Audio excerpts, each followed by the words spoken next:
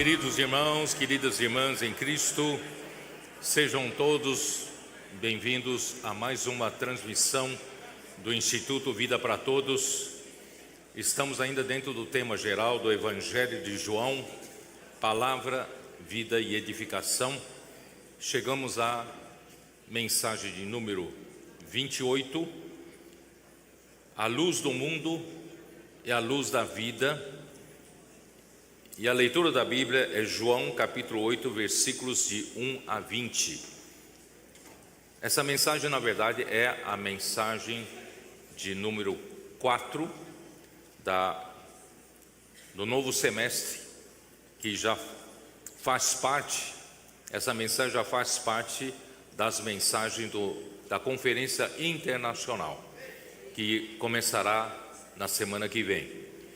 E nós vimos na semana passada Jesus se levantar no último dia da festa dos tabernáculos, que seria a última festa dos judeus, no mês 7º, e ali levantou-se Jesus e exclamou: se alguém tem sede, venha a mim e beba. Quem crer em mim, como diz a Escritura, do seu interior fluirão rios de água viva. Isto ele disse com respeito ao Espírito que haviam de receber os que nele crescem, pois o Espírito até aquele momento não fora dado, porque Jesus não havia sido ainda glorificado. Então nós explicamos rapidamente que para chegar na festa dos tabernáculos deveria já ter passado a todas as festas para chegar na última festa. E isso, profeticamente falando, é toda a obra de Deus. Então já teria feito uma boa parte e chegando na sua etapa final. Então, e a festa dos tabernáculos representa o milênio, os 1000 anos que Cristo governará a terra, e os vencedores reinarão com ele e serão sacerdotes por 1000 anos. Então nós estamos hoje, a igreja, trabalhando justamente para encerrar esta era. Só que para chegar ao encerramento desta era, há necessidade de nós fazermos a vontade de Deus. Eu cheguei a mostrar na semana passada que Efésios 1, versículos 9 e 10, para mim são versículos importantíssimos na Bíblia. Se você quer saber qual é a vontade de Deus, porque os cristãos têm por hábito dizer: a vontade de Deus, eu quero saber qual é a vontade de Deus para a minha vida, qual é a vontade de Deus para a minha profissão, para o meu trabalho, qual é a vontade de Deus para meu casamento, para meu futuro, meus negócios. Irmãos, isso, tudo isso deveria ser centrado na única vontade de Deus, qual é descrito nesses dois versículos. Efésios 1, 9 e 10, desvendando-nos o mistério da sua vontade, segundo o beneplácito que propusera em Cristo, de fazer convergir nele. Esse verbo convergir aqui é no sentido de fazer encabeçar, Cristo seja o cabeça, de fazer convergir nele na dispensação da plenitude dos tempos todas as coisas, tanto as do céu como as da terra. Então, qual é a vontade de Deus? Não precisa buscar a vontade de Deus para a sua vida, para a sua família. Se você souber a vontade de Deus, a vontade absoluta de Deus, você vai entender qual é a vontade de Deus para a sua vida. Você vai entender o que é a vontade de Deus para a sua família, não é isso? Então, qual é a vontade de Deus? Era um mistério, mas através dos apóstolos, esse mistério foi desvendado, foi revelado para nós. Graças a Deus, se apega nesse versículo. Isso vai dar um rumo para toda a sua vida. Que Deus realmente quer? Deus quer que Cristo seja o cabeça sobre todas as coisas.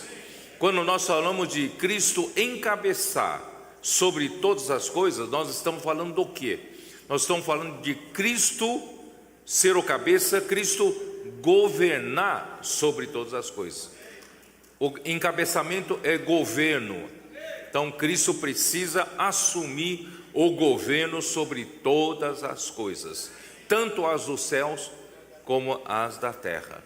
E para fazer isso, Deus então, Ele ressuscitou a Jesus Cristo com a suprema grandeza do seu poder, e não só ressuscitou, e também o fez sentar-se à sua direita, lá no terceiro céu, e nos lugares celestiais.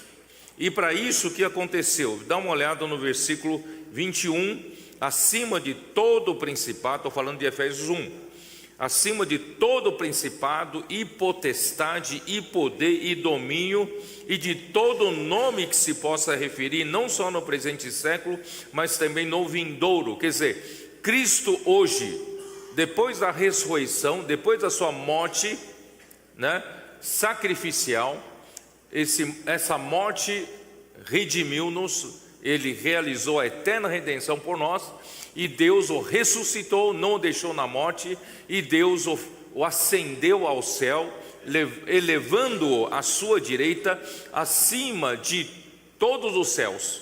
Ele hoje está acima de todo o principado, toda autoridade, qualquer autoridade, seja angelical, de qualquer espécie, nosso Senhor Jesus Cristo está acima. Aí que ele fez? E pôs, versículo 22, e pôs todas as coisas debaixo dos pés. Essa é a vontade de Deus. Deus quer pôr todas as coisas debaixo dos pés de Cristo. E para que isso seja realizado, isso precisa de um processo para que se torne realidade isso. Porque a posição Cristo já tem, já está lá em cima, não é isso? Acima de toda a autoridade, mas a realidade precisa ser executada pela igreja. Então ele fala assim: e pôs todas as coisas debaixo dos pés, e para ser o cabeça sobre todas as coisas, que é a vontade de Deus do versículo 9, não é isso? 10, e para ser o cabeça sobre todas as coisas, então ele o deu à igreja. Então a igreja é um meio pelo qual Cristo vai ser o cabeça sobre todas as coisas. Então, para Cristo ser o cabeça sobre todas as coisas, primeiro ele precisa ser o cabeça sobre a igreja. E de que maneira ele encabeça as coisas? Não é por mero ensinamento bíblico, não é meramente porque nós ouvimos isso e isso vai ser cumprido. Não, tem um processo, o qual é o seu corpo, a igreja, a qual é o seu corpo, que é a igreja, a plenitude daquele que a tudo enche em todas as coisas. Quer dizer, como Cristo vai encabeçar a igreja? A igreja precisa permitir que Cristo venha a encher em todos os espaços, em todos os membros do corpo de Cristo. A hora que você permitir que Cristo encha você, então, irmãos, a igreja será a plenitude de Cristo. E Cristo quem é? É aquele que a tudo enche em todas as coisas. Então esse é o processo, é o método de Deus para fazer Cristo o cabeça sobre todas as coisas. Então ele é enchendo-nos de realidade espiritual, enchendo-nos do próprio Cristo, enchendo-nos da vida de Deus, enchendo-nos da natureza de Deus, enchendo do amor de Deus. Irmãos, esse é o processo que Deus faz para nos encabeçar. Então não é meramente por ensinamento. Infelizmente o cristianismo confia muito em ensinamentos, mas os ensinamentos através da palavra tem que causar um processo, tem que mover um processo. Qual é mover um processo? É um processo de fazer Cristo encher-nos. Então não é doutrina cristã na cabeça, mas é abrir o coração para que a palavra de Cristo habite ricamente em nosso coração, né? E Deus poder inculcar a palavra de Deus no nosso coração. É dessa maneira, irmão, que Cristo encabeça as coisas, por meio de encher, né, todas as coisas, tá? Então espero que isso tenha ficado claro, né? Eu faço questão de repetir, irmãos, é muito importante. Aí então, quando chega no capítulo 8, é impressionante como Cristo foi enviado por Deus para fazer sentido todas as festas dos judeus. Se Cristo não tivesse vindo à terra, realizado a obra que Deus o enviou para fazer, não morrer por nós, não ressuscitar e Deus não o elevar à sua direita, irmãos, essas festas não fazem sentido nenhum. A primeira festa, para começar, a festa da Páscoa.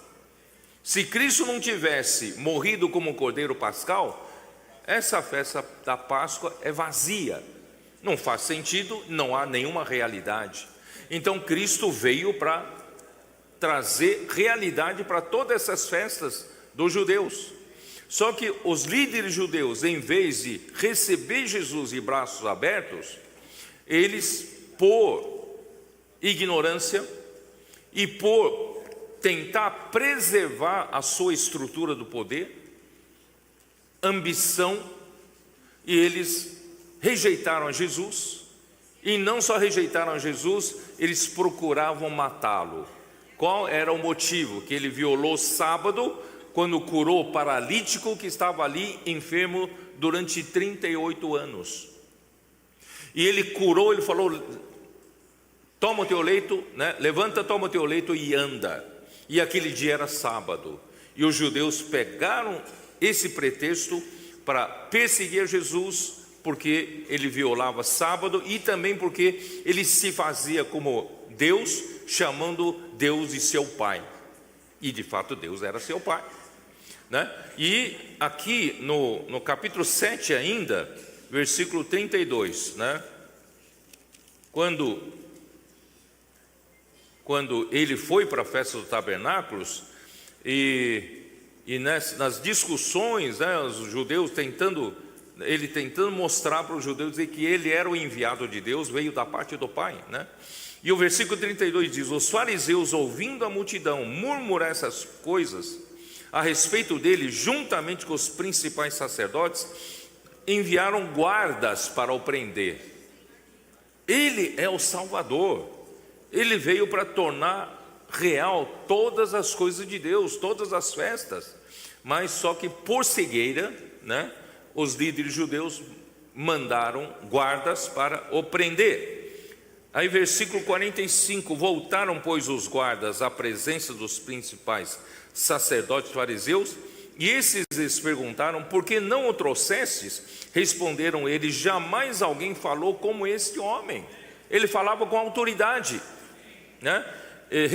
Replicaram-lhes, pois, os fariseus: será que também vós fostes enganados? Vocês também foram enganados por Jesus, né? Ó Senhor Jesus, porventura creu nele algum dentre as autoridades ou algum dos fariseus? Na verdade, Nicodemos era um deles. Nicodemo estava incomodado com isso, porque ninguém do Sinédrio se manifestou em crer em Jesus, mas ele cria, ele respeitava Jesus, ou pelo menos ele queria crer, não é isso? Aí ele disse: porventura creu nele alguém dentre as autoridades e algum dos fariseus? Quanto a esta plebe, que nada sabe da lei, é maldita. Nicodemos, um deles, que antes fora ter com Jesus, perguntou-lhes: acaso a nossa lei julga um homem sem primeiro ouvi-lo e saber o que ele fez? Aí os demais fariseus, né, e do Sinédrio responderam eles: dar-se-á o caso de que também tu és da Galileia? Examina e verás que da Galileia não se levanta profeta. E cada um foi para sua casa. Irmãos, é triste, não é triste?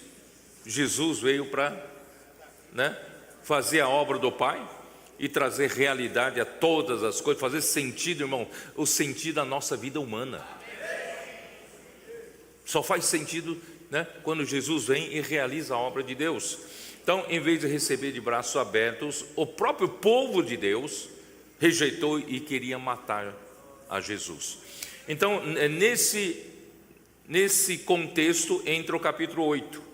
Aí no capítulo 8, eles tentam incriminar Jesus de outra forma, tá? Então vamos lá, capítulo 8, versículo 1. Jesus, entretanto, foi para o Monte das Oliveiras.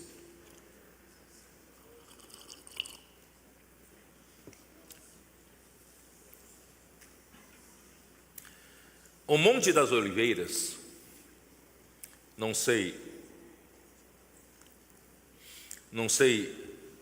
eu já expliquei algumas vezes, porque nós fomos fazer uma visita em Israel, alguns anos atrás, e quem mais ou menos sabe da localização, existe um elevado onde ficava o templo de Salomão, e depois o segundo templo, construído por Zorobabel, Jesua, e depois o rei Herodes reformou aquele templo e ampliou aquele templo. Então ali estava o templo, onde ficava um planalto onde ficava o templo, e o Monte das Oliveiras ficava a leste desse planalto, onde ficava o templo. E você daqui do Monte das Oliveiras, eu já estou me colocando no Monte das Oliveiras porque eu estive lá. Monte das Oliveiras, você olhava para esse monte do templo, tá? E entre o Monte das Oliveiras e o templo existe um vale, tá? É um vale. Esse vale é o Vale de Cedron, onde fica o rio Cedron, Ribeiro Cedron. Esse rio é seco. Só na época das chuvas, é que corre água praticamente uma vez por ano, tá? Então geralmente é um vale seco, tá? Então ele era um lugar, vou ler o que eu escrevi aqui. O Monte das Oliveiras fica de frente ao Monte do Templo, separado por um vale, do outro lado do ribeiro Cedron. Isso, para onde Jesus tinha hábito de ir, tá? Eu vou ler com vocês João capítulo 18, versículo 1. João capítulo 18, versículo 1. Tendo Jesus dito estas palavras, saiu juntamente com seus discípulos para o outro lado do ribeiro Cedron, onde havia um jardim, ali entrou com eles. Esse jardim é o jardim de Getsemane. Eu vou ilustrar para vocês. Eu estou aqui no Monte das Oliveiras, e o Monte do Templo fica em frente, tá? E tem um rio Cedron embaixo, um vale, tá? E nesse Monte das Oliveiras tem um jardim aqui, mais ou menos no sopé, tem um jardim das oliveiras, Tem um jardim de Getsemane, tá? Então Jesus costumava ficar por lá, tá? E para onde em Mateus 24, vocês se lembram? Mateus 24, quando Jesus falou sobre os acontecimentos no final do século, vocês se lembram? Ele também foi para o Monte das Oliveiras. Então, capítulo 24 de Mateus, tendo Jesus, versículo 1, tendo Jesus saído do templo, ia se retirando, quando se aproximaram dele os seus discípulos para lhe mostrar as construções do templo, o templo que Herodes reformou, tá? Ele, porém, lhes disse: não vedes tudo isso? Em verdade vos digo que não ficará aqui pedra sobre pedra que não seja derribada. Versículo 3: no Monte das Oliveiras achava-se Jesus assentado, quando se aproximaram dele os discípulos em particular e lhe pediram: dize-nos quando sucederão estas coisas e que sinal haverá da tua vinda e da consumação do século. Jesus então falou com seus discípulos quais são os sinais, para que eles possam saber quando é que chegará o fim dos tempos. Então, o capítulo 24 é um capítulo muito importante nesse assunto, e uma das coisas muito importantes é o versículo 14 para a igreja, tá? Eu posso até ler o versículo 12 em diante. E por se multiplicar a iniquidade, o amor se esfriará de quase todos. Aquele, porém, que perseverar até o fim, esse será salvo. E aí o versículo 14 é importante para nós, é isso que nós praticamos hoje. E será pregado este evangelho do reino por todo o mundo, para testemunho a todas as nações, então virá o fim. Embora o fim precisa que, antes que chegue o fim, aconteça várias coisas, vários acontecimentos, vários sinais. Mas o que realmente define a chegada do fim é quando a igreja prega o evangelho do reino a todo o mundo, para testemunho a todas as nações, que é o evangelho do reino. Não é só pregar para você crer em Jesus, e ir para o céu. Não, a pregação do evangelho do reino é crer em Jesus, e você segue a Jesus para ser governado por Ele na sua vida. O evangelho do reino é para colocar Cristo no governo da vida de cada um que aceitar esse evangelho, No fim das contas, Deus quer fazer Cristo encabeçar a sua igreja. Cristo seja o que governa a sua igreja, o que governa cada um de nós. Irmãos, o evangelho não é meramente para eu antes era pecador, agora fui salvo, foram perdoados os meus pecados, hoje vivo uma vida boa cristã. Não é só para isso, é para Cristo governar a sua vida. Esse é o evangelho do reino. Então, por isso, irmãos, nós não medimos esforços para sair às ruas para pregar o evangelho. É ou não é?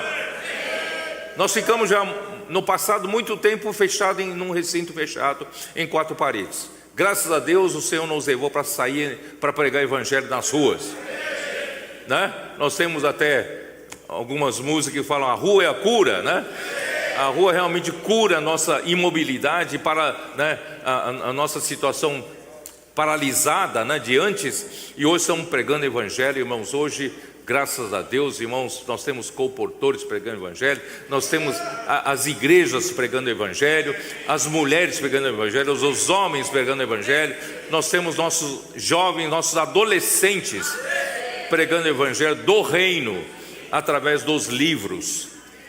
Não tem como você falar em poucas palavras como Cristo vai governar a vida de cada um, senão pelos livros. Por isso, irmão, nós pregamos o evangelho através dos livros, o evangelho do reino, Pouquinho antes de subir aqui, um irmão veio me procurar, falou assim: quando hoje, não sei se foi hoje, peguei um táxi, peguei um Uber, e por coincidência, a segunda vez que ele pega o mesmo motorista. E aí esse motorista, quando deixou ele, perguntou para ele: vocês, no local de reuniões, você faz parte da igreja do ID?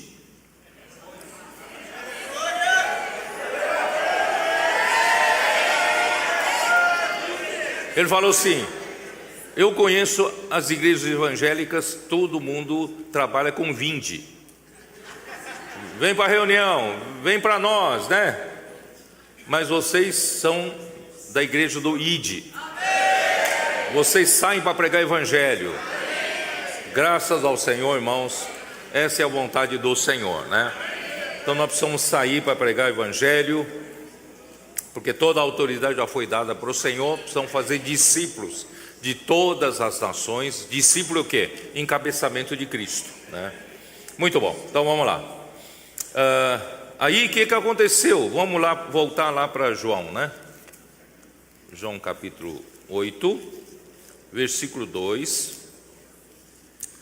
De madrugada, voltou novamente para o templo, estava no Monte das Oliveiras, e voltou novamente para o templo, e todo o povo ia ter com ele, e assentado os ensinava lá no templo. Os escribas e os fariseus trouxeram à sua presença uma mulher surpreendida em adultério, e fazendo-a ficar de pé no meio de todos, disseram a Jesus: Mestre, esta mulher foi apanhada em flagrante adultério, e na lei nos mandou Moisés que tais mulheres sejam apedrejadas. Tu, pois, que dizes? Isso diziam eles, tentando-o, para terem de que o acusar. Mas Jesus, inclinando-se, escrevia na terra com o dedo. Irmãos, eles fracassaram na tentativa de prender Jesus. Os guardas que foram prender Jesus ficaram surpreendidos com o poder da palavra dele e não tiveram coragem de prender Jesus.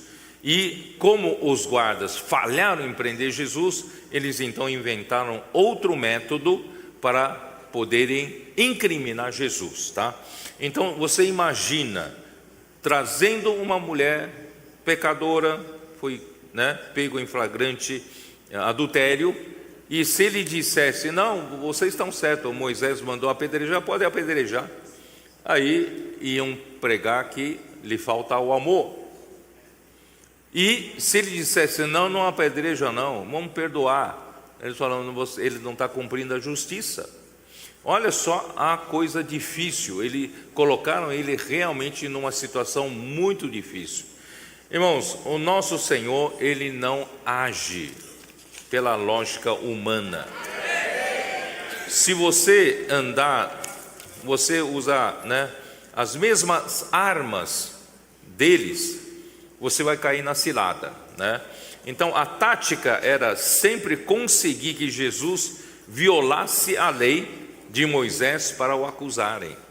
Os que estão na liderança da estrutura de poder político e religioso, eles eram cegados pela própria ambição e pelo próprio poder que detém, pelo respeito que tem do povo, eles têm um lugar de honra, eles exercem liderança, eles acabam, eles é quem governam o povo, a palavra dele é o que vale, tá? Então, irmãos, quando as pessoas estão nessa situação, irmãos, é difícil conseguir ter ouvidos para ouvir a Jesus, e muito mais difícil entender o que Jesus está querendo dizer, pois tem um coração endurecido.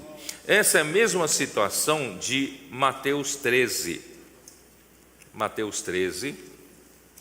Vocês lembram de Mateus 13, a parábola do semeador?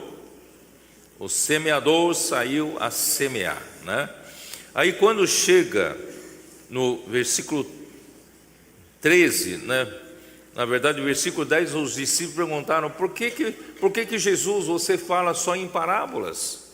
Por que não fala em palavras claras? Então Jesus respondeu no versículo 12, versículo 13: por isso lhes falo em parábolas, porque vendo não veem, ouvindo não ouvem, nem entendem. De sorte que neles se cumpre a profecia de Isaías: ouvireis com os ouvidos e de nenhum modo entendereis, vereis com os olhos e de nenhum modo percebereis, porque o coração deste povo está endurecido, petrificado, cheio de pedras. De mau grado ouviram com os ouvidos e fecharam os olhos, para não suceder que vejam com os olhos, ouçam com os ouvidos, entendam com o coração, se convertam e sejam por mim curados. Bem-aventurados, porém, os vossos olhos, porque veem, e os vossos ouvidos, porque ouvem. Irmão, por que a palavra que o Senhor tem falado conosco tem causado revolução na vida de tanta gente?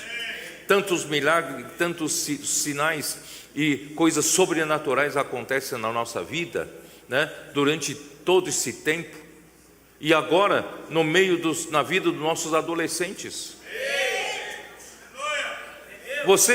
Você não acha estranho esses adolescentes que estão aqui na primeira fila e na segunda fila?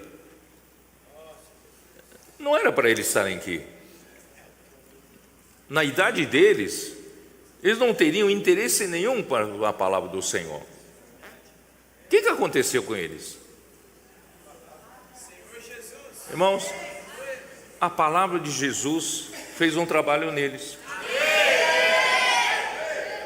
A vida deles foi transformada. A vida deles se resume, claro, além de ir para a escola, eles estão indo bem nas escolas, tá? Além de ir para a escola, a vida deles se resume, irmão, em amar a palavra. Eles amam a palavra, como os discípulos amavam a palavra de Jesus. Dão valor à palavra, né? Amam a palavra, e essa palavra está sendo inculcada no coração desses meninos e meninas, não? Como se inculca a palavra de Deus no coração.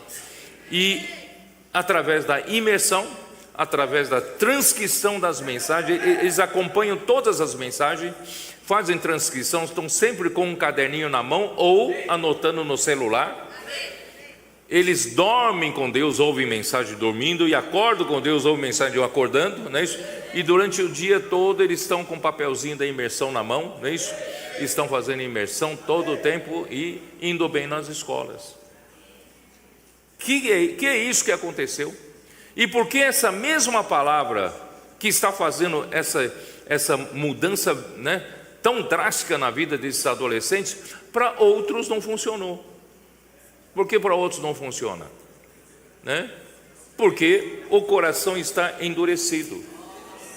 Então tudo depende de se você tem a simplicidade, né, de realmente identificar, opa, Jesus está falando.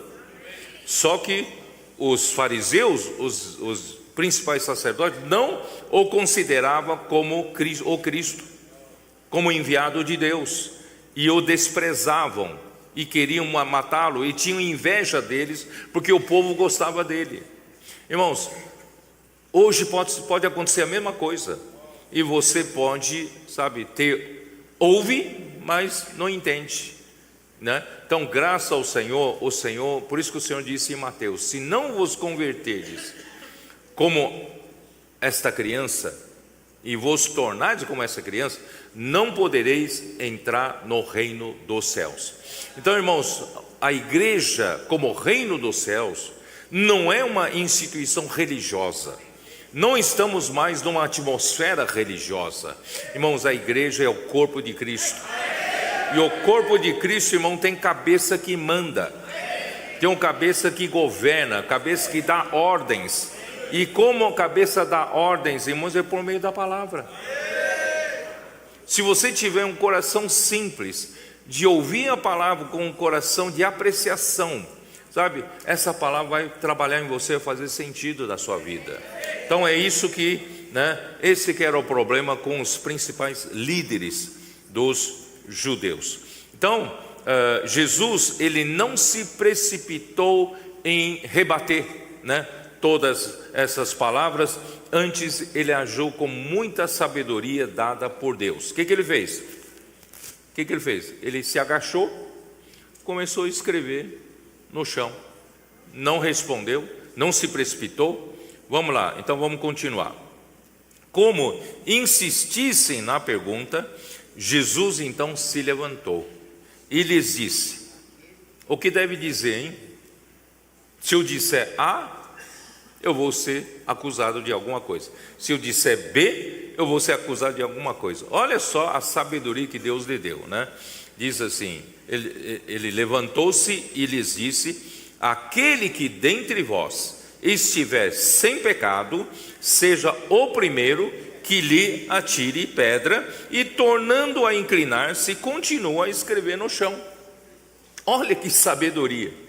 Essa palavra de Jesus, irmãos, trouxe uma luz. Quando eles olharam, entreolharam, né? Quem vai atirar a primeira pedra? Eu tenho pecado, né? Outro valeu, eu também tenho, né? Então não vou atirar a primeira pedra, né? Aí aqui, como fala aqui, ó. Mas ouvindo eles esta resposta e acusados pela própria consciência, foram se retirando um por um, a começar pelos mais velhos até aos últimos, ficando só Jesus e a mulher no meio onde estava. Irmãos, a luz veio, uma simples palavra de Jesus: quem estiver sem pecado, seja o primeiro que lhe atira a pedra. Essa luz, isso iluminou a consciência deles. Opa, né? E é interessante falar dos mais velhos até os últimos. Eu acho que o mais velho tem mais pecados, né? Mais pecados acumulados, né? Então assim, não sobrou ninguém, né? Quem esteja sem pecados, que lhe atiram a pedra. Não sobrou ninguém, ficaram só a mulher e o Senhor Jesus, né? Irmãos, Jesus não argumentou com seus opositores na esfera da razão. Mas não adianta nada você querer ajudar outro através da razão, através de argumentação, porque você só leva outro a estar na esfera da mente, na esfera lógica. Jesus não levou, né, os seus interlocutores para a esfera da lógica, da razão, mas da consciência, da luz, né? Jesus fez resplandecer uma luz, né? Opa, eu também tenho um pecado, tá?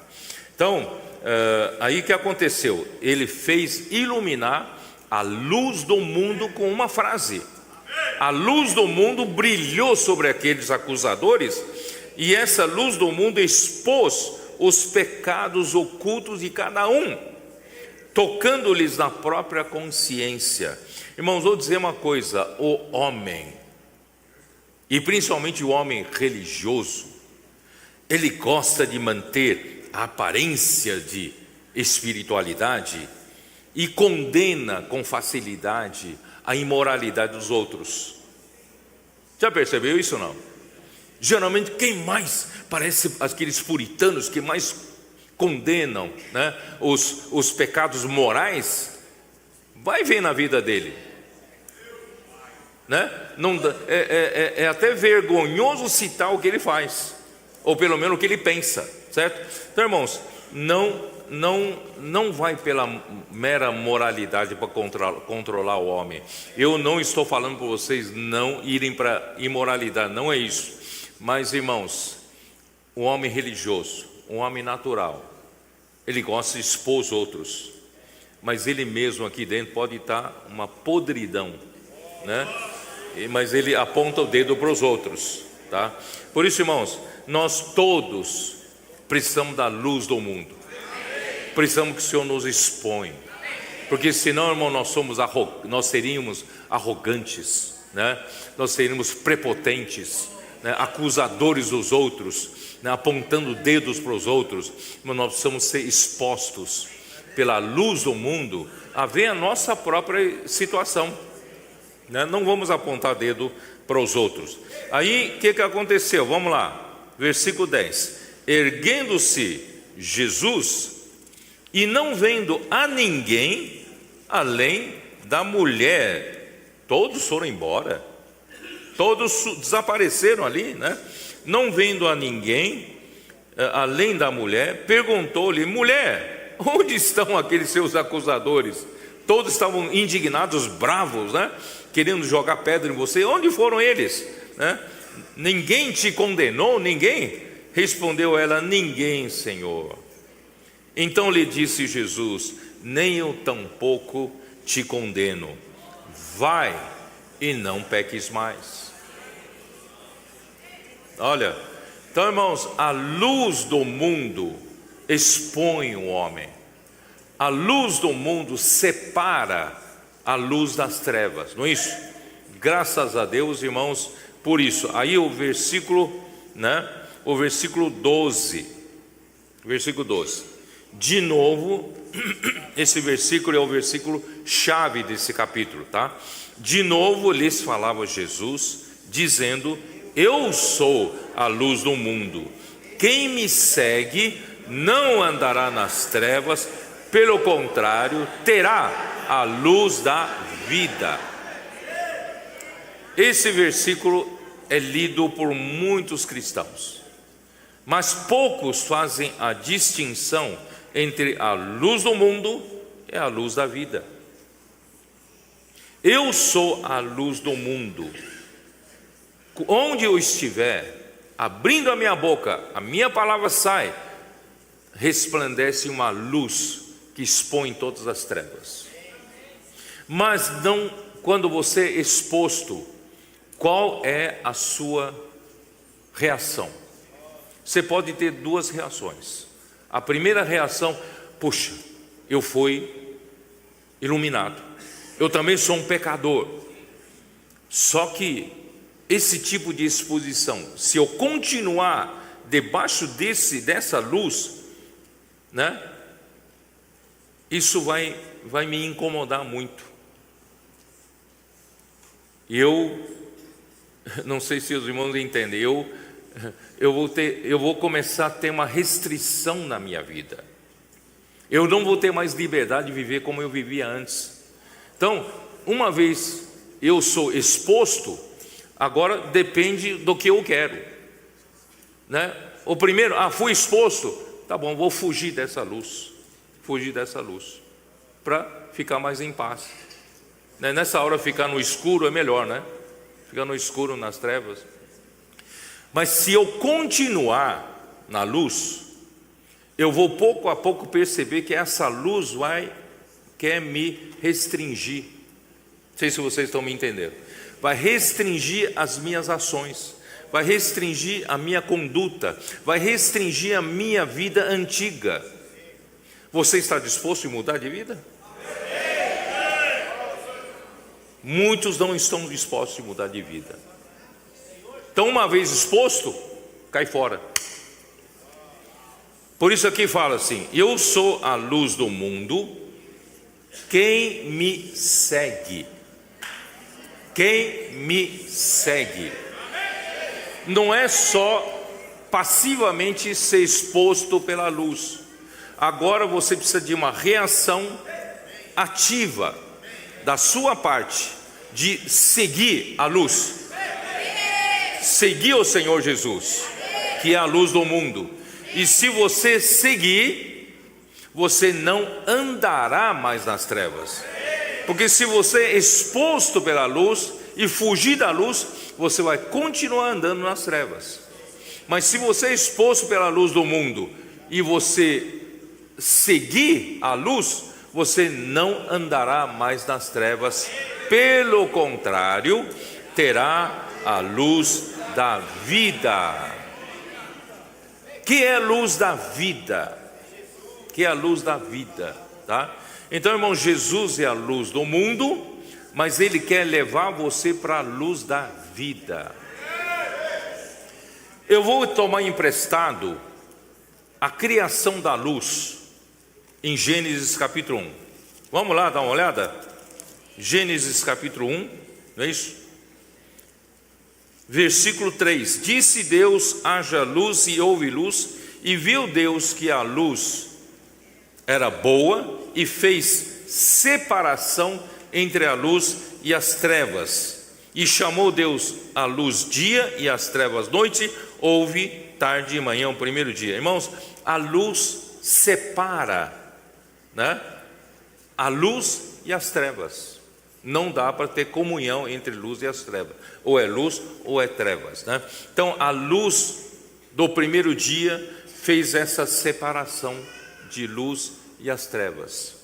Mas interessante, aí no segundo dia Deus criou o firmamento, no terceiro dia fez aparecer a porção seca, mas no quarto dia, porque ele foi mexer de novo com a luz, Deus, além de ter criado a luz no primeiro dia, Deus criou os luzeiros no quarto dia. Então, qual era a necessidade, se já havia luz? Dá uma olhada aqui na luz do quarto dia, né? Versículo 14: disse também Deus: haja luzeiros no firmamento dos céus, para fazerem separação entre o dia e a noite. Isso aí é a mesma coisa da luz do primeiro dia, certo? E aí já tem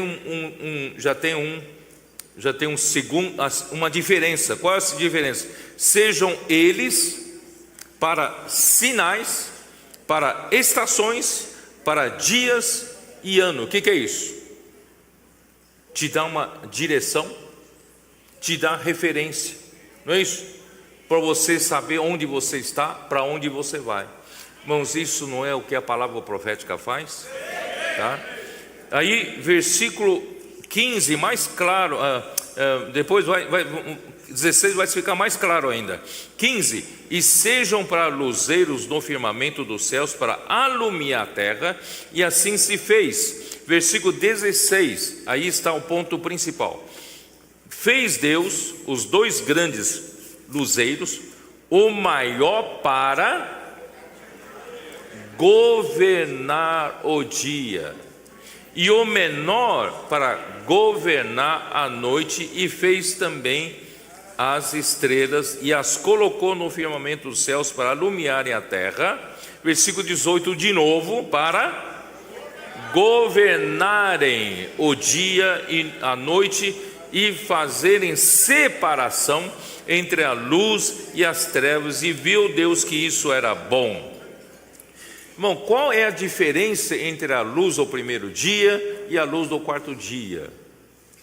Que é equivalente a falar a luz do mundo e a luz da vida.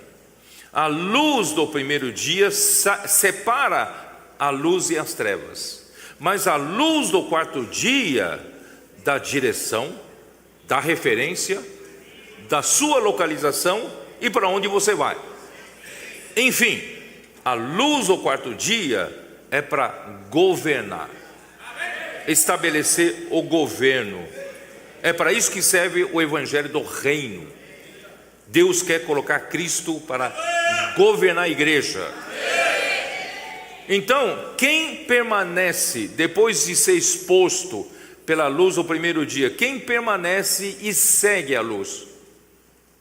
Aqueles que querem ser governados por Cristo. Mas a maioria não quer perder a sua restrição, não quer perder a sua liberdade, não quer perder a sua própria vidinha de antes. A maioria é isso. Por isso que todos foram embora. Ficou só Jesus e a mulher. Em outras palavras, só a mulher ficou. Por que a mulher ficou? Porque era pecadora. Quando você se julga muito bom, acusa os outros, você não é esses que vai permanecer na luz. Mas e se você se considera um pecador, como aquele publicano, né? O fariseu fala: Senhor, olha só como eu sou bom, eu jejuo tantas vezes por semana, não é isso? Eu dou esmola para os pobres, tenho feito boas ações, eu tenho feito isso, aquilo, tal, eu sou muito bom. Aí vem um publicano, o publicano fala: Senhor, bate no peito assim: Senhor, sem propício a mim, pecador, tenha misericórdia de mim, eu sou um pecador. E este desceu justificado para sua casa, e outro não, o que achava bom não. Então, porque aquele que achava bom, né, ele não quer mudar de vida, por isso ele não permaneceu na luz. E quem permanece na luz, irmão, perde a sua própria liberdade de ir para onde quer. fazer o que quer. Irmãos, segue a luz, segue a Jesus e terá a luz da vida. Ó Senhor Jesus. Por isso, irmãos, você é daquele que se retirou, daquele que permaneceu. Por isso, irmãos, nós estudamos o livro de Neemias, né? O livro de Neemias explica para nós a importância de se levantar os muros da cidade de Jerusalém, porque mesmo tendo restaurado o templo, a cidade de Jerusalém ainda era terra de ninguém. Todo mundo entrava lá, apitava, mandava, não é isso? Qualquer um podia dar regras, né? Falar a palavra que quiserem lá dentro, enquanto não houverem os muros. E Neemias soube da situação miserável do povo e também da situação dos muros caídos e das portas queimadas. Ele pediu licença para o rei Artaxerxes primeiro, e o rei Artaxerxes, tocado por Deus, deu autorização, né? Ele foi governador da Judéia, teve autorização para reconstruir os muros. Irmão, o que é a reconstrução dos muros? É restaurar o governo dentro da cidade de Jerusalém. Enquanto não se levante os muros e coloque as portas e colocar os vigias e os porteiros, irmãos, a cidade de Jerusalém era terra de ninguém. Todo mundo fazia o que bem entendia. Mas agora, uma vez levantados os muros, agora, irmão, tem governo. Neemias era governador, e Neemias era um governo que representa o governo de Deus. Deus quer governar a sua igreja. Por isso, irmãos, não basta apenas eu sou um pecador, graças a Deus fui salvo, Deus perdoou meus pecados. Irmão, esse é o primeiro passo. Você tem que continuar seguindo. Mas seguindo o quê? Seguindo a Jesus. Mas onde está Jesus hoje? Irmão, está na sua palavra. Então a restauração dos muros de Jerusalém, no tempo de hoje, irmão, restauração da palavra profética. Não crê em mim? Tá bom. Hebreus 1. Hebreus 1. Hebreus 1. Havendo Deus, versículo 1, havendo Deus outrora falado muitas vezes e de muitas maneiras aos pais pelos profetas. Bom, como é que Deus fala? Como é que o povo de Deus segue a Deus? Pelos profetas. E um verdadeiro profeta de Deus, irmão, não fala a sua própria palavra. Verdadeiro profeta de Deus fala a palavra que Deus ordena que ele fale. Em um Deuteronômio 18, é muito claro: eu suscitarei no meio de vós um profeta semelhante a Moisés, e eu colocarei Deus dizendo, eu colocarei as minhas palavras na sua boca, e ele falará o que eu lhe ordenar. É ordem. Então, nenhum profeta tem liberdade de falar suas próprias palavras. Por isso, irmãos, havendo Deus outrora falado muitas vezes, de muitas maneiras, aos pais pelos profetas. Então, como é que Deus fala com o seu povo, irmãos? É através dos profetas. E essa palavra que o Senhor fala para o povo de Deus através dos profetas, irmãos, essa palavra é o quê? Essa palavra é um mandamento. Essa palavra é uma ordem. Essa palavra, irmãos, é a autoridade que Deus dá, é o governo de Deus para o seu povo, é a direção do povo, não é isso? E o governo de Deus. Ou estou errado? Será que eu estou tão fora assim né? Deus, como é que na prática Deus governa o seu povo, irmãos? É através da sua palavra. E quem é o profeta? É aquele que Deus escolher. E como é que você prova que ele é o profeta que fala realmente a palavra de Deus? A palavra de Deus se sucede, Deus confirma, a coisa acontece conforme o que é profetizado, não é isso? Irmãos, é fácil, tá? E aí, versículo 2: nesses últimos dias, irmão, nesse último dia, continua hoje, nos falou pelo Filho, a quem constituiu o herdeiro de todas as coisas, pelo qual também fez o universo. O Filho está falando através de quem hoje? Cristo. Ele mesmo chamou os 12 discípulos. E depois, irmãos, os profetas que Deus levantou, os apóstolos que Deus levantou, irmãos, são os apóstolos que Cristo levantou. Eles hoje foram, no primeiro século, foram profetas do Filho. Então, Jesus Cristo falou por meio dos seus profetas. Então, a palavra profética, irmão, não parou. Tem gente que insiste em falar que a palavra profética parou no Velho Testamento. Deus continua falando pelo Filho através dos seus profetas. Porque hora que para o falar de Deus, irmãos, para a obra de Deus. Estou certo? Então, irmãos, por isso que eu quero dizer assim, os líderes judeus estavam acomodados em seu próprio governo, não estavam dispostos a dar ouvidos à palavra de Deus por meio do seu enviado Jesus. Por quê? Porque isso ia tirar o seu governo, ia tirar sua autonomia, ia tirar a liberdade que eles têm, né? Continuar vivendo naquela mordomia, continuar vivendo na esfera do poder, de privilégio, não é isso? E o povo respeitando a eles como autoridade. Irmão, quem está nessa estrutura do poder, irmãos, é muito difícil aceitar a luz da vida. É muito difícil aceitar mudar a maneira de ser, porque ele está no governo. Vocês estão me entendendo? Então hoje é a mesma coisa. Ó Senhor Jesus. João 8:40, vamos lá.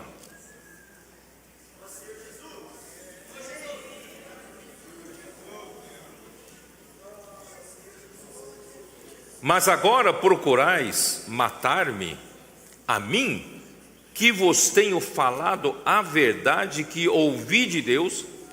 Assim não procedeu Abraão. O que Jesus tinha falado que levantou tanta ira deles, tanta indignação deles? O que Jesus estava fazendo que levantou tanta ira deles? É falar a verdade que ele ouviu do Pai. Falar a palavra. A palavra, irmãos, incomoda. A palavra de Jesus incomodava os líderes judeus, porque estava dando uma outra direção. Os líderes judeus estão acostumados a ter uma estrutura, um povo que ouve eles, não é isso? Eles têm os seus privilégios e tal, e de repente vem Jesus, fala a palavra da vida, a palavra que trouxe luz, e o povo começou a ver que ninguém fala como ele. A palavra dele sai com poder, e isso trouxe muita inveja, né, para os governantes da época. Irmãos, ó Senhor Jesus, eu não sei como mais explicar para vocês aqui, né? E também João 3:21, dá uma olhada. Senhor Jesus, 3:21.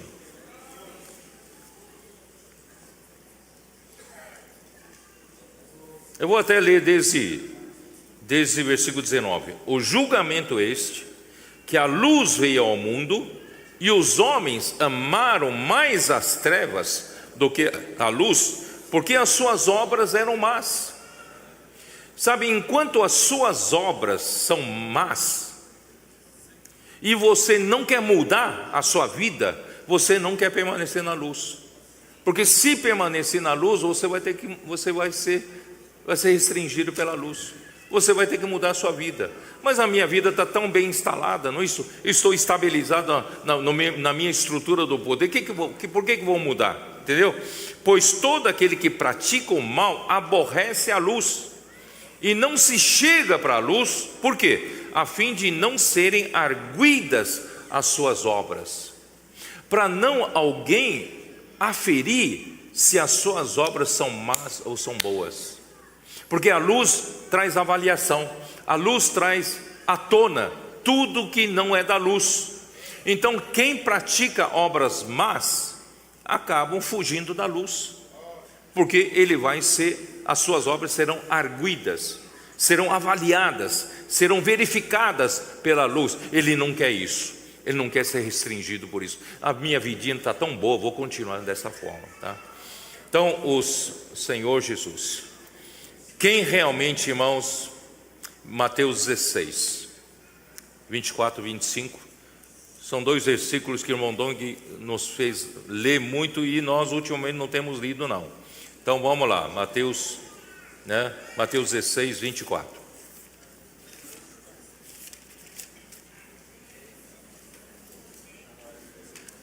Então disse Jesus a seus discípulos: se alguém quer vir após mim, o que é vir após mim? É seguir. Você está disposto a seguir? Se você vai seguir, você vai perder sua própria liberdade.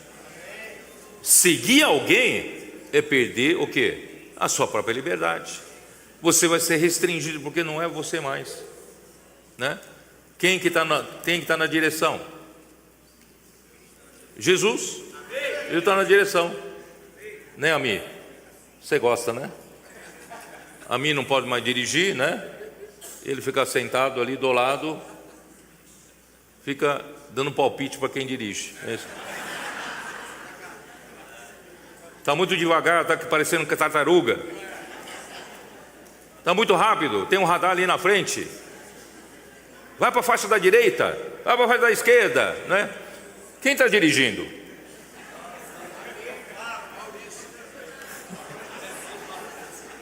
Perde, quem segue perde a sua liberdade e não faz mais a sua vontade. É quem dirige é que vai fazer você vai fazer a vontade daquele que dirige, não é isso? Jesus está na direção. Você vai ficar dando palpites? Muitos estão dando palpite para Jesus e Jesus não ouve, não segue os palpites deles. Por isso que eles saíram, porque perderam a liberdade. Eles querem continuar na direção deles, tá? Então, irmãos, vamos seguir a Jesus. Então disse Jesus aos seus discípulos: se alguém quer vir após mim, a si mesmo se negue, tome a sua cruz e siga-me. Você quer seguir a Jesus? Então primeiro você tem que negar a si mesmo, negar o seu ego, nega a sua opinião, nega o seu conforto, os seus privilégios, negue as pessoas te respeitando, te honrando, negue a sua estrutura de poder, negue a sua liberdade. Irmão, não é fácil. É fácil ou não é? Não é fácil. Tem que pagar um preço. Quem está disposto a seguir Jesus? Tem que pagar um preço. Tem que negar a si mesmo. A si mesmo se negue, tome a sua cruz e siga-me. Só que, irmãos, infelizmente, tomar a cruz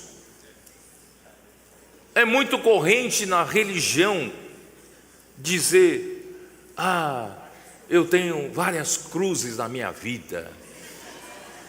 A mulher com que Deus me deu é uma cruz pesada para eu carregar. É isso. Um filho meu é uma cruz difícil, não é isso? E alguns, né, falaram de determinada situação. Os irmãos, né, não perceberam como sou importante na obra do Senhor, né? Eu não fui usado, eu tomei isso como uma cruz. Vocês sabem que quem aplica a cruz dessa maneira acabam se orgulhando das cicatrizes da vida. Não tem um filme chamado Tubarão 1? que naquela noite, né, antes de aparecer todo aquele drama de tubarão, tava ali os dois heróis de guerra ali, né, discutindo. Aí mostram, olha a minha perna aqui, ó, tem uma cicatriz aqui, ó, que aconteceu em tal ano. Eu tô, não, isso não é nada. Aqui, ó, aqui tem uma cicatriz aqui, né? E eu tenho aqui cicatriz, irmão. Os cristãos se tornam orgulhosos pela cruz que ele passou. A cruz não é para isso. A cruz não é para fortalecer o seu orgulho. A cruz serve para quê? Matar. A cruz mata o eu. Quando a cruz mata, você não sente mais nada. É ou não é? Então aquele que fala, olha a cruz que eu tomei aqui, olha a cruz que eu tomei lá, irmão, a cruz não fez efeito nenhum nele. Ele não matou. Ele está vivo ainda, né? Ó Senhor Jesus. Então a cruz tem um efeito mortificador.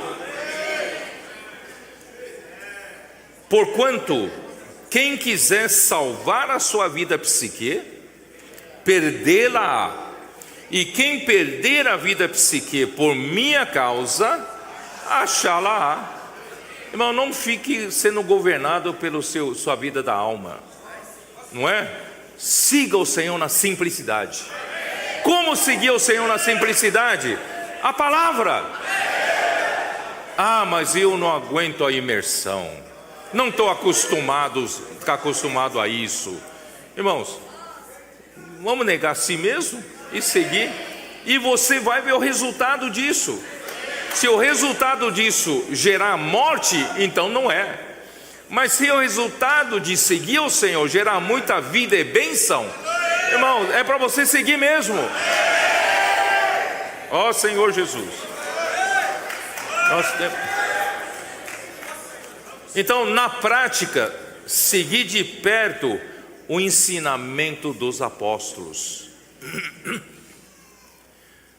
Ó Senhor Jesus. Hoje, infelizmente, a luz expõe situações em que, irmãos, mesmo no passado, durante todos os 40 anos do ministério de Irmão Dong, muitos que diziam seguir o ministério eram com o Irmão Dong. Claro que muitos realmente seguiram, mas alguns que diziam que seguem o ministério, só que você vai verificar que ele na sua própria igreja, na sua própria região, faziam o que queriam, não é? E filtravam palavras de acordo com a conveniência, e principalmente com relação às ferramentas, porque praticar as ferramentas incomoda, comportagem incomoda. Eu quero viver a minha vidinha de pregar boas palavras, né? E agora pregar evangelho incomoda muita gente, viu? Ó Senhor Jesus. E aí, né? Aí, como que não bastasse isso, vem a imersão em grito de guerra. Não aguento mais, agora não aguento mais, né?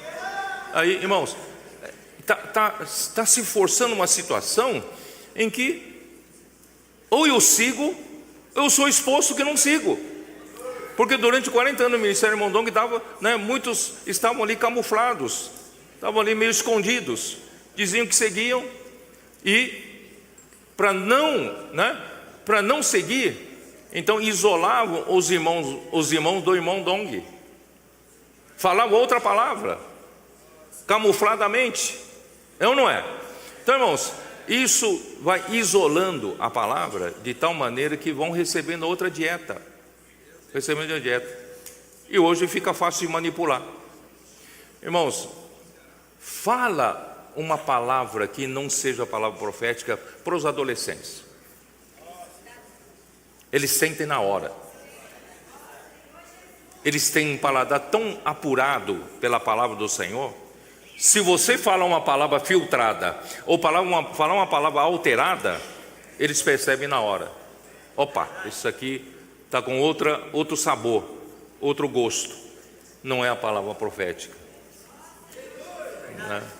É ou não é verdade? Então, irmãos, vamos seguir de perto. Todas as igrejas, todos os irmãos que seguiram de perto a palavra, irmãos, não foram afetados por isso. 2 Timóteo 3. Ó Senhor Jesus.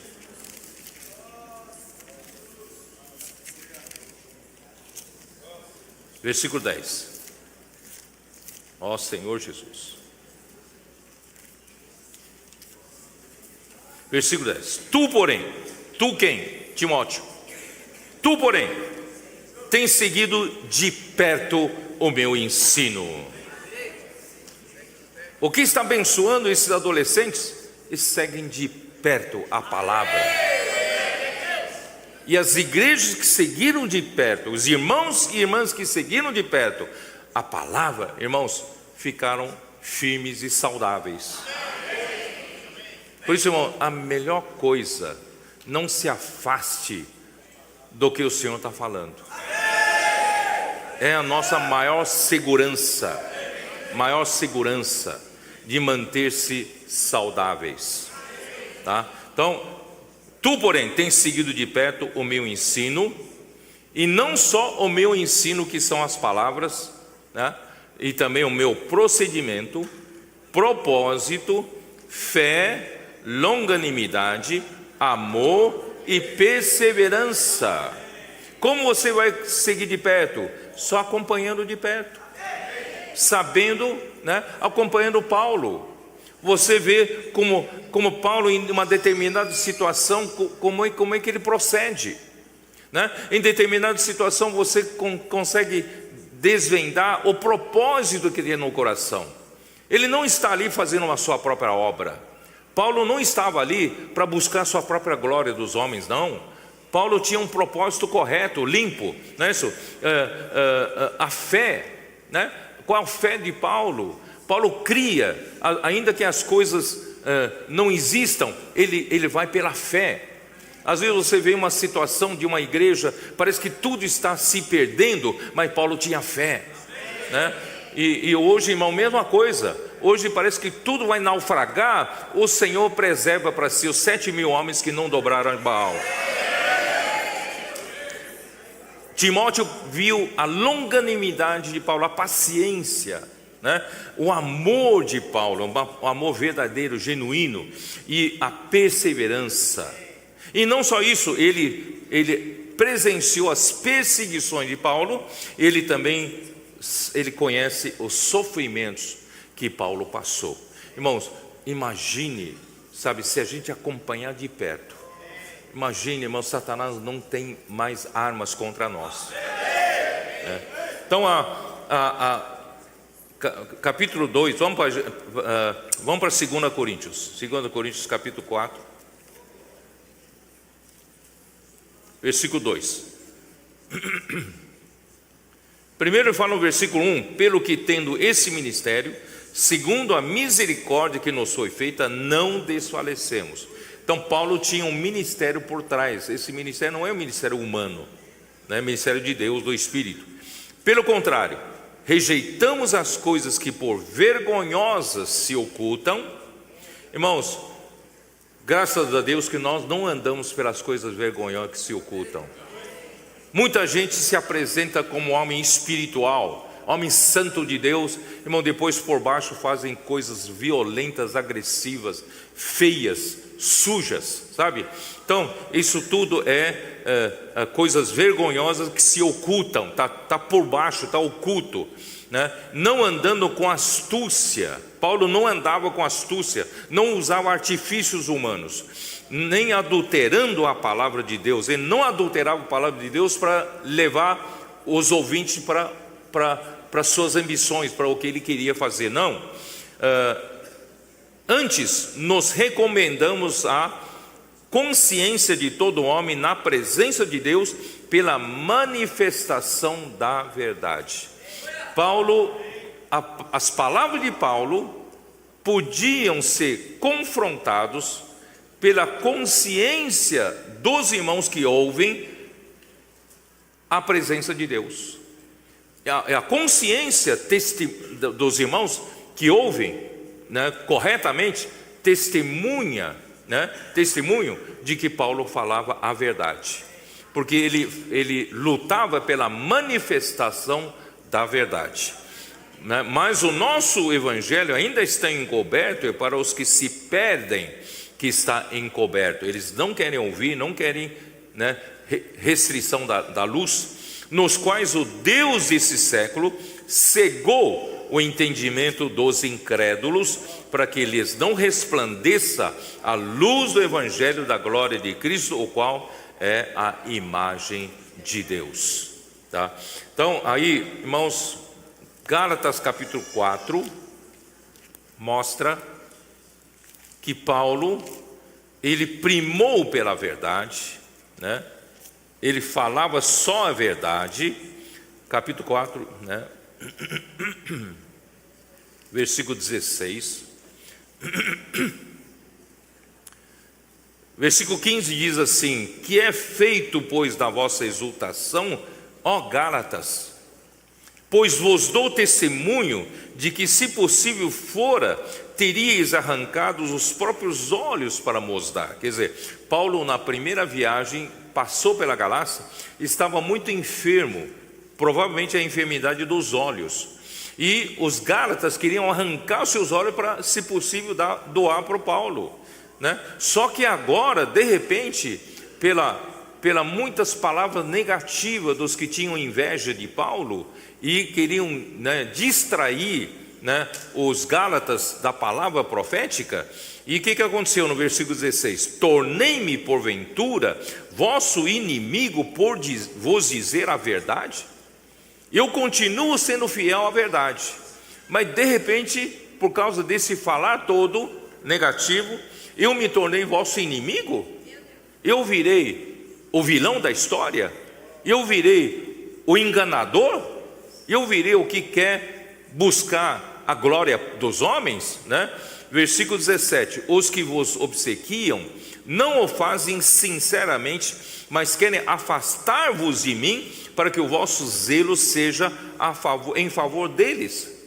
E King James atualizada, na versão dele, traduz que eles querem isolar vocês de mim, né? Então, irmãos, essa tática de isolar a igreja, isolar um grupo de pessoas, privando-os de uma palavra pura, né, de Deus, começam a filtrar e começam a mudar as coisas, irmão, é isolar os irmãos do apóstolo, tá?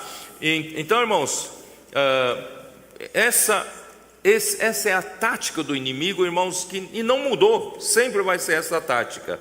Por isso, irmãos, a única, né, Efésios 4, a única maneira, irmãos, de a gente permitir o encabeçamento de Cristo e ajudar os irmãos é isso aí, ó. Versículo 14 fala assim: para que não sejamos como meninos, agitados de um lado para o outro e levados ao redor por todo o vento de doutrina, pela artimanha dos homens, pela astúcia com que induzem ao erro. Quer dizer, se você não é aquele que segue de perto a palavra apostólica, se você não é aquele que acompanha de perto o que Jesus fala, você está buscando ainda as doutrinas. Aqui tem uma boa palavra, aqui tem uma outra boa palavra, essa palavra eu gosto mais, aquele eu gosto menos, sabe? Você está sujeito a ser agitado de um lado para outro, né? Levado ao redor por todo o vento de doutrina, pela artimanha dos homens, que pela astúcia, né? E pela astúcia com que induzem ao erro. Então, como, irmãos, eu posso não ser enganado? Versículo 15: mas seguindo a verdade em amor. Seguindo a verdade em amor. E a verdade é o que? É a palavra profética, é a palavra que o Senhor está falando conosco. E seguindo sempre com a base do amor. Irmão, as boas mensagens que não vêm de Cristo, né, que vem de Cristo, irmão, sempre traz a base de um amor. E o amor, irmãos, vocês podem perceber qual é o resultado de uma palavra que traz a base de amor. Essa palavra nos une. O amor é o único elemento que nos une. Você sabia disso? Se Deus quer nos edificar, quer nos colocar juntos, a única maneira de nos unir eficazmente é pelo amor. Não tem outra coisa que nos une. Não é pela amizade, não é pela pizza que comemos junto, né? Mas é pelo amor. Então, seguindo a verdade em amor, cresçamos em tudo naquele que é a cabeça, Cristo. Quando você segue a verdade, a palavra que vem de Cristo, você está o quê? Crescendo. Você tem cabeça, está crescendo no cabeça. A cabeça é que governa você, né? De quem todo o corpo bem ajustado e consolidado pelo auxílio de toda a junta, segundo a justa cooperação de cada parte, efetua o seu próprio aumento para a edificação de si mesmo em amor. Irmãos, só seguir a palavra, né, em amor, e deixar Cristo nos encabeçar e sendo suprido, o corpo sendo suprido, irmão, nós vamos ser, né, como é que fala? Nós vamos ser bem ajustados, nós vamos ser bem coalescidos. Vocês se lembram desse verbo? Coalescidos. Vamos estar sendo entrelaçados, né, em laços de amor, e nós vamos estar, irmão, tão firmemente compactados. Irmãos, é isso que o Senhor está fazendo com a igreja. O inimigo teme isso. Ele teme uma igreja edificada. Irmão, nós vamos estar tão firmemente ligados um com o outro, né, através do amor, irmãos, que inimigo tem medo, e isso vai efetuar o nosso próprio crescimento, irmãos, do corpo de Cristo. É isso que o Senhor está fazendo entre nós, ó Senhor Jesus. Então, irmãos, capítulo 5 de Efésios, versículo 8: pois outrora éreis trevas, agora pois sois luz no Senhor, andai como filhos da luz. Vamos andar na luz. Não é ser só ser exposto na luz e fugir. Vamos permanecer na luz, porque somos filhos da luz. Porque o fruto da luz consiste em toda bondade e justiça e verdade, e provando sempre o que é agradável ao Senhor. E não sejais cúmplices nas obras infrutíferas das trevas, antes, porém, reprovai-as. Não vamos nos associar a essas obras, não, tá? Porque o que eles fazem em oculto, o só referir é vergonha. Mas todas as coisas, quando reprovadas pela luz, se tornam manifestas, porque tudo que se manifesta é luz.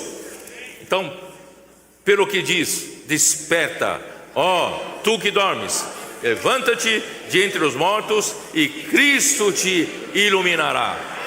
Vamos despertar-nos. Portanto, vede prudentemente como andais, não como nécios, e sim como sábios, remindo o tempo, porque os dias são maus. Por essa razão, não vos torneis insensatos, mas procurai compreender qual a vontade do Senhor, que é fazer Cristo encabeçar sobre todas as coisas. E não vos embriagueis com vinho, no qual há dissolução, mas enchei-vos do Espírito. Qual é a maneira de nós seguirmos, irmão, edificando a igreja? Irmãos, enchendo-nos do Espírito. E como nos encher do Espírito?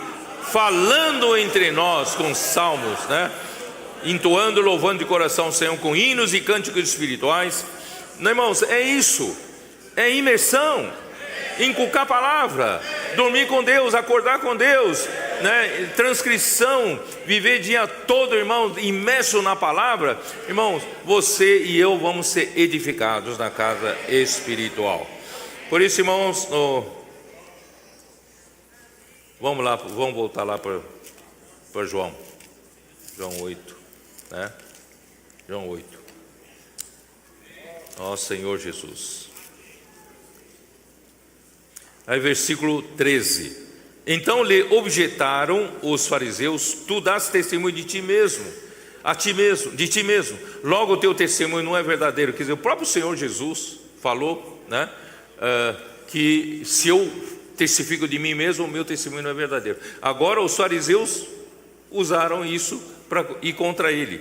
Aí respondeu Jesus, disse-lhes: posto que eu testifico de mim mesmo, o meu testemunho é verdadeiro, porque eu sei de onde vim e para onde vou, mas vós não sabeis de onde venho, nem para onde vai. Quer dizer, Jesus era o único que, ele disse aquilo no início, para que nós não sejamos enganados com os falsos profetas. Mas agora, ele tem a autoridade de dizer, porque ele veio do Pai. Ele é o único que tinha total convicção e clareza que ele era o enviado de Deus, tá? Ó Senhor Jesus, porque isso ele tinha dito em João capítulo 5, versículo de 31 até 36, né? Aí no versículo 17 e 18, é isso, né? Peraí, 15, 16. Vós julgais segundo a carne, eu a ninguém julgo. Se eu julgo, o meu juízo é verdadeiro, porque não sou eu só, porém eu e aquele que me enviou. Quer dizer, quando ele julga as coisas, é o Pai que está com ele, é que o faz julgar as coisas. Então, versículo 17: também na vossa lei está escrito que o testemunho de duas pessoas é verdadeiro. Eu testifico de mim mesmo, e o Pai que me enviou também testifica de mim. Quando eu testifico, eu não estou testificando sozinho. O Pai dentro de mim testifica, então nós somos dois, né? Então meu testemunho é verdadeiro. Então lhes perguntaram: onde está teu Pai? Respondeu-lhe Jesus: não me conheceis a mim, nem a meu Pai. Se conhecesseis a mim, também conheceríeis a meu Pai. Irmãos, eles não conheciam Jesus mesmo, né? Então proferiu ele essas palavras no lugar do gasofilácio, quando ensinava no templo, e ninguém o prendeu, porque não era chegada ainda a sua hora, né? Irmãos, o Pai, onde estava o Pai, né? Quem o Pai? Então, irmãos, capítulo 12 de João, capítulo 12 de João, versículo 44. E Jesus clamou dizendo: quem crer em mim, como é que é? Quem crê em mim, crê não em mim, mas naquele que me enviou. E quem me vê a mim, vê aquele que me enviou. Eu vim como a luz para o mundo, a fim de que todo aquele que crê em mim não permaneça nas trevas. Irmão, não seja só exposto pela luz e fugir e continuar vivendo nas trevas. Vamos ser dispostos a luz mudar a nossa vida, a luz trazer um governo de Deus, mesmo fazendo coisas que a gente não queira, né? Mas nós preferimos a luz da vida. Irmãos, vocês sabem que Jesus em Deuteronômio diz, né, Moisés falou assim: vocês que estão aqui no deserto, cada um faz o que bem entende, o que vem na tua cabeça, mas quando vocês entrarem na boa terra, já não procederá assim, né? Vocês buscarão um lugar onde quando Deus colocar o seu nome, em lugar para sua habitação. Quer dizer, irmãos, não se pode fazer o que bem entender cada um aqui, porque aqui na casa de Deus tem governo de Deus, e o governo de Deus vem pela sua palavra. E alguns usurpam o governo de Deus, né? Assim como Jeroboão, né? Quando, né, Deus lhe entregou as 10 tribos de Israel, porque Roboão fez o que era mal diante do Senhor, ficou só com 2 tribos, e isso Deus que fez. Deus, se quer continuar honrando Jeroboão, vai continuar honrando Jeroboão. Só que Jeroboão, então, com seu recurso humano, artifício humano, com medo do povo, por 3 vezes ao ano, voltar para Jerusalém para adorar a Deus, e ser influenciado pelo rei de Judá, aí não mais segue a ele. Então ele, por causa disso, usou um artifício, e ele então colocou em Dan e em Betel 2 bezerros de ouro, dizendo ao povo: o povo não precisa mais ir para Jerusalém, vocês podem ficar mesmo no nosso território, aqui tem lugar de adoração, e adoração a ídolo, adoração a bezerro de ouro. Irmãos, hoje pode estar acontecendo a mesma coisa, né? Para que não vão, né, para Jerusalém, então criam-se outros centros de adoração. Irmão, tudo isso são artifícios humanos, mas, irmão, nada disso vai prevalecer, né? Ó Senhor Jesus. Aí vamos lá, versículo, eu não terminei de ler, né? Capítulo 12 de João, né? Se alguém ouvir as minhas palavras e não as guardar, eu não o julgo, porque eu não vim para julgar o mundo, e sim para salvá-lo. Quem me rejeita não recebe as minhas palavras, tem quem o julgue. A própria palavra que tenho falado, essa o julgará no último dia. Irmãos, quem rejeita Jesus, não sei se vocês entenderam, aqui, quem rejeita Jesus, hoje, como rejeitar Jesus? A rejeitar Jesus aqui é equivalente a rejeitar as suas palavras, é isso? Então quem é isso, né? Ou estou errado? Né? Quem me rejeita não recebe as minhas palavras. Então, quem me rejeita não recebe as minhas palavras. Quem não recebe as palavras, então quem tem o julgue. A própria palavra que eles rejeitaram vai julgá-los, né? É isso, né? Porque eu não tenho falado por mim mesmo, mas o Pai que me enviou, esse me tem prescrito o que dizer e o que anunciar.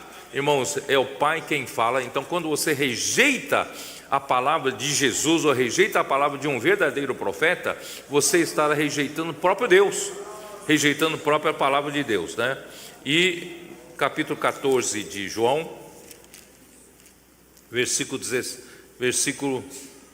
17: o Espírito da verdade, que o mundo não pode receber, porque não o vê, nem o conhece, vós o conheceis, porque ele habita convosco e estará em vós. Irmãos, esse é o Espírito da verdade, que transmite a verdade. Por isso nós temos que seguir a verdade. Seguir a luz é seguir a verdade. E capítulo 14, versículo 23 e 24. Respondeu Jesus: se alguém me ama, guardará a minha palavra, e meu Pai o amará, e viremos para ele e faremos nele morada. Quem não me ama não guarda as minhas palavras, e as palavras que estáis ouvindo não é minha, mas do Pai que me enviou. Sabe, temos que tomar muito cuidado quando você rejeita, né, a palavra que o Senhor está falando conosco. Você pode estar rejeitando o próprio Deus, tá? Isso é perigoso. Então Jesus, né, para terminar, Jesus então falou isso, ninguém o prendeu, porque não era ainda chegada a hora de Jesus ser morto, tá? Então, irmãos, o que eu tenho a dizer para vocês, irmãos, vamos ver a diferença entre a luz do primeiro dia e a luz do quarto dia. E a luz do primeiro dia expõe as obras das trevas, mas você tem que estar disposto a permanecer na luz e seguir a Jesus. Seguir a Jesus é seguir as suas palavras. Se você seguir a Jesus, você vai ser o quê? Ser restringido. Você vai perder a sua liberdade, perder a liberdade das suas ações. O que você queria fazer, você não pode mais fazer. Irmãos, você quer esse caminho? Deus quer te governar. Aí, quando você permanece seguindo a Jesus, você terá a luz da vida. E a luz da vida, irmão, vai te levar para a vida eterna. Nós vamos chegar lá. Temos um galardão, que são os 1000 anos. E eu quero reinar com Cristo. Por isso, irmãos, hoje não busco o meu próprio interesse aqui na terra, não faço minha própria obra aqui na terra, só faço o que, né, procuro ser agradável ao Senhor, né, fazer a vontade do Senhor. Por quê? Porque eu tenho um galardão. A minha espera, eu quero esse galardão, né? Hoje não faço a minha própria vontade, o Senhor tem que fazer a sua vontade. Amém? Era isso que eu queria transmitir a vocês. Amém, amados irmãos. Estamos imensamente felizes com a obra que o Senhor tem feito em Cabo Verde. Por meio da palavra profética, temos visto os milagres, prodígios e sinais. Atualmente temos uma equipe de 6 comportores em praia, uma casa bem localizada, onde funciona o CEAP e também local de reuniões. Está oficialmente inaugurado. Há aproximadamente 2 meses foi inaugurado o CEAP Cabo Verde.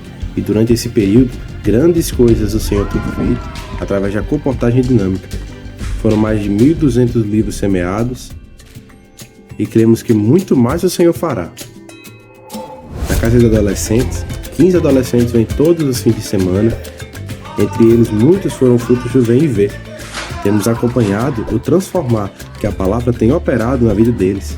A imersão tem mudado o comportamento deles, não somente em casa, mas também na escola. Eles amam a palavra profética, gritos de guerra e a comportagem. Pela simplicidade e coração puro deles, a igreja tem sido renovada e nossas reuniões transbordam de alegria. Faça parte de cada fruto.